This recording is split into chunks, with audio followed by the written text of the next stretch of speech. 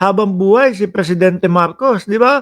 Para tuloy-tuloy po yung pagbabago sa Pilipinas. Alam niyo po, pinapalabas ng mga DDS ngayon, dadayain daw po sila sa darating na eleksyon. Yes.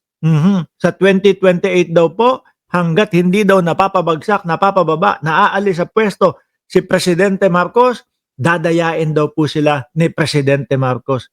Anong nung to mga to, no? Oh, sabi ko, nang to, ha?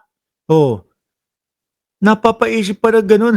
Dadayain, wala na nga kayong butante. O, unti na nga lang ho sila, mga kababayan. Tapos naiisip pa nila yun. Anyway, nasa na ba tayo? Puro bato, yun, tore. Naku, mamaya na yun. Ano po, alam niyo po ba yung isang hero o isang ano ng mga DDS? Yung isa pong idol ng mga DDS ngayon na medyo, medyo palaos na ho, mga kababayan. Bakit? Palaos na kasi natatabunan na ho ni Anjo. O, Like the reason alala niyo po ito, yung bata. Ayan, yung bata, no? Si Totoy. Oh, naalala niyo ho yan, mga bossing? Si Meow Meow, no? Dito po, tinatanong sa kanya, bakit ka tumakbo bilang congressman? Yan. Sa bagay, ano ho, marapat na marinig natin kung ano talaga yung dahilan niya. Kung bakit siya, tumakbo bilang congressman. Sabi ni si Kikay, sabi ni Manolito Enriquez, kakasuhan na yan. Oho, malaki ang kakaharapin nito. Sedition ho, mga kababayan, ha? Sedition. At ang alam ko, walang bail yung mga ganung kaso. I-correct nyo na lang po ako kung mali ako. Okay? So ngayon, mga kababayan, tinanong siya dito, ano ang dahilan? Bakit ka tumakbo sa pagka-congressman? before there were reasons like the reason why you ran for political position first for the position in Dasmariñas City Council. What was the reason you ran for Congressman daw. O ano ang dahilan kung bakit ka tumakbo sa pagka-congressman? Kasi for city council during my first run in 2019. Well, I needed a job. kailangan niya lang daw ng trabaho, mga kababayan. oh, And that was the one that's most readily available. And one yun lang yung available para sa kanya at pinakamabilis na magkakaroon siya ng trabaho, mga bossing. Mga DDS.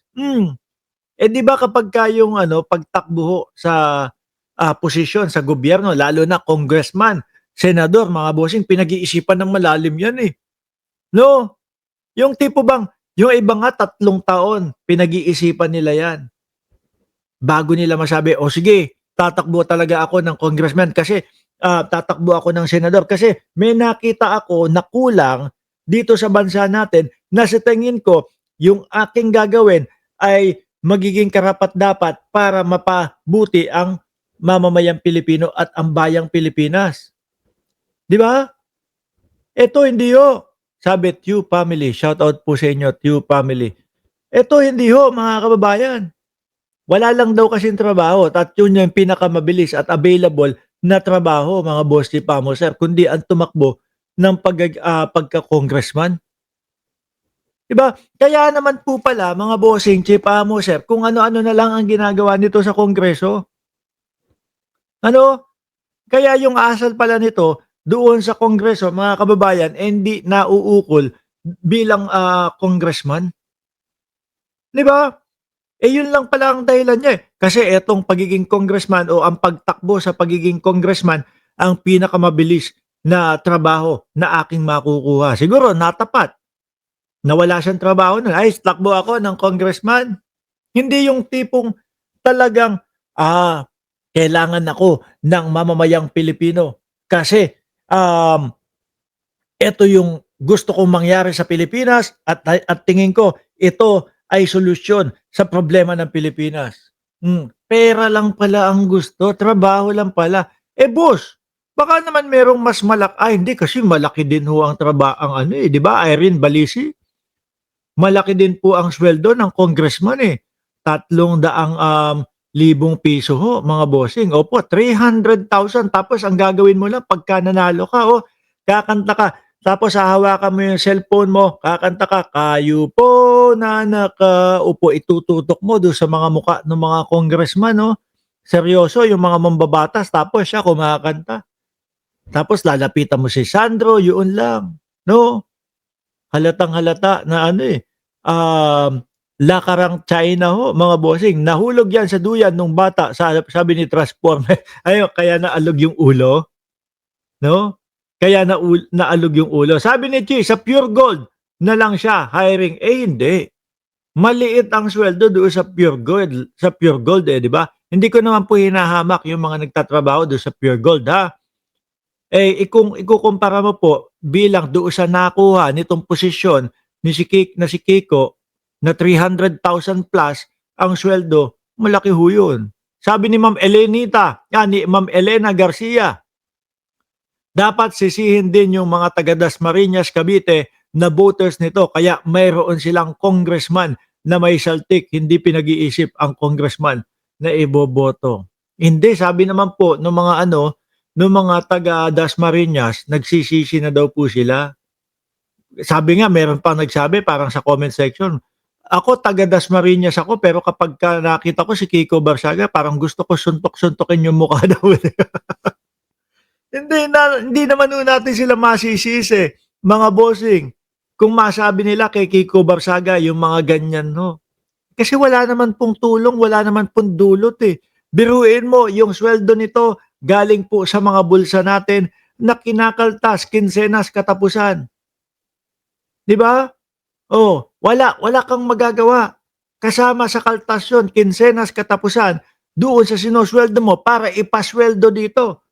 300,000 piso. Tapos ano gagawin? Wala lang, sisirain ang gobyerno ni Pangulong Bongbong Marcos. Kaya dapat tama yung nangyari, nakasuhan ng sedition. Maganda, makulong to. Isang ano lang, ako nga sabi ko mga bossing, isang ano lang to, isang picture lang po na nasa loob ng kulungan tapos nakahawak ng ganon. Ano? Ayos na, solve na.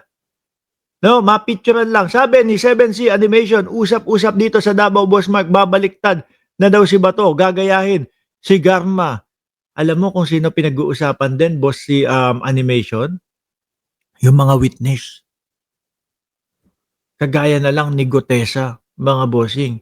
Hindi, kahit naman po bumaliktad yun eh, alam naman ho natin mga kababayan na ano eh, yung datingan ni Gutesa eh nagsisinungaling doon sa unang labas niya nakasama si Marcoleta eh. Di ba? Alisin ko muna ho ito mga bossing kasi si Kiko Barsaga medyo laos na ho mga kababayan, hindi na ho masyadong tinatangkilik ng mga DDS.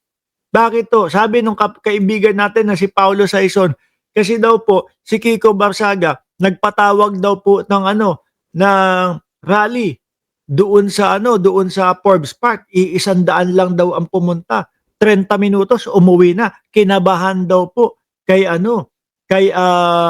John Vic Remulla. Sabi ni Paulo Saison, eto dapat may green card sa Mandaluyong, hindi si Nino. Pero wag na natin pag-usapan si Kiko, Paulo Saison. Bukas daanan kita, kukuha ako ng isda.